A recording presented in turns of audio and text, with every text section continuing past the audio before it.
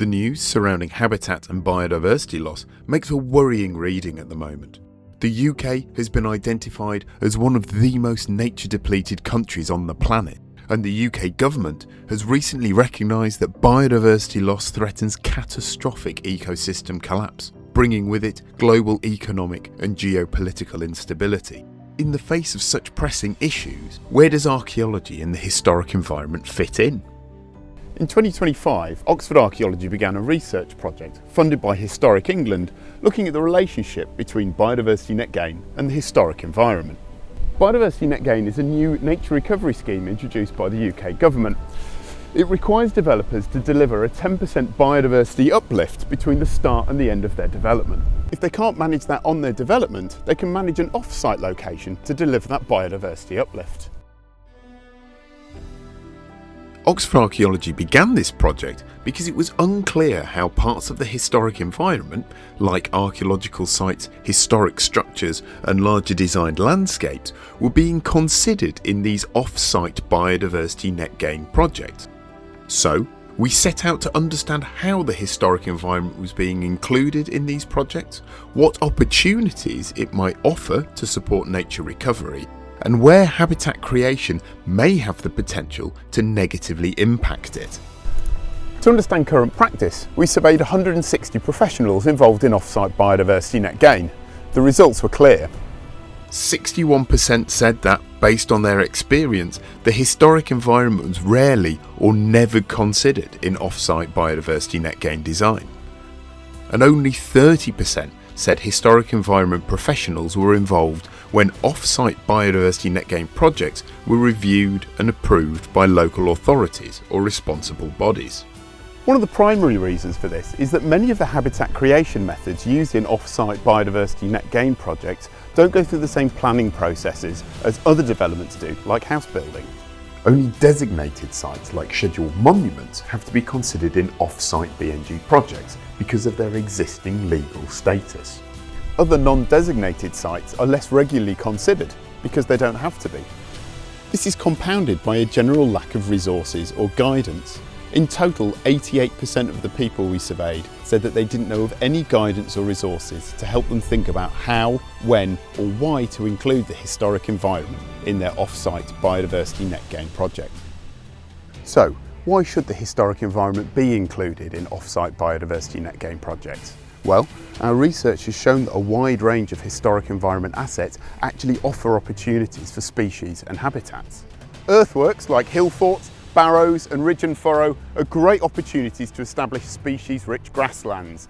They boost biodiversity and they present very little risk to the earthworks themselves.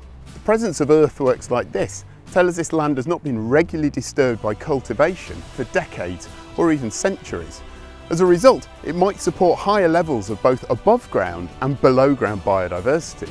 Dry stone walls are a familiar sight in parts of the south, west and north of the UK. As well as an integral part of historic landscapes, they are also ecologically important, offering habitats, shelters and safe routeways for a wide range of plant and animal species. Work by researchers in Switzerland has also explored ways to manage these structures to maximise their ecological benefits. This includes the creation of specially designed niches for birds, insects, mammals, amphibians and lizards. These are just two of a number of examples where the historic environment offers opportunities for nature recovery. But our research has also identified instances where habitat creation methods might have a negative impact on the historic environment. So, take the invasive deep ploughing or soil inversion used for the creation of grasslands and heathlands. These can also have an impact on buried archaeology. Historic structures like this can support a wide range of plant species, many of which cause no impact at all, but a few, like ivy and buddleia, can cause damage. Once a familiar sight in fields and farms, historic ponds have more recently been left to silt up or intentionally backfilled as agriculture has intensified. But these ponds can be resurrected, creating havens for biodiversity and reinvigorating ancient seed banks surviving within the sediment. However, These waterlogged deposits may contain well-preserved archaeological remains and evidence of past environments, which could be damaged or destroyed if archaeologists are not involved in these restoration activities. These opportunities and potential impacts show us that the relationship between the historic environment and nature recovery requires a balanced approach. We need to protect the historic environment, but we also need to find ways to maximise the potential positive contributions it can make to nature recovery. So, what next? Well, our report is free and openly accessible through the Historic England website. It contains a full review of all the current biodiversity net gain practices and a collection of all of our identified evidence for nature recovery opportunities and impact. We're really hopeful this is going to be an important resource for everybody involved in biodiversity net gain and nature recovery more widely. But we see this as the end of the beginning.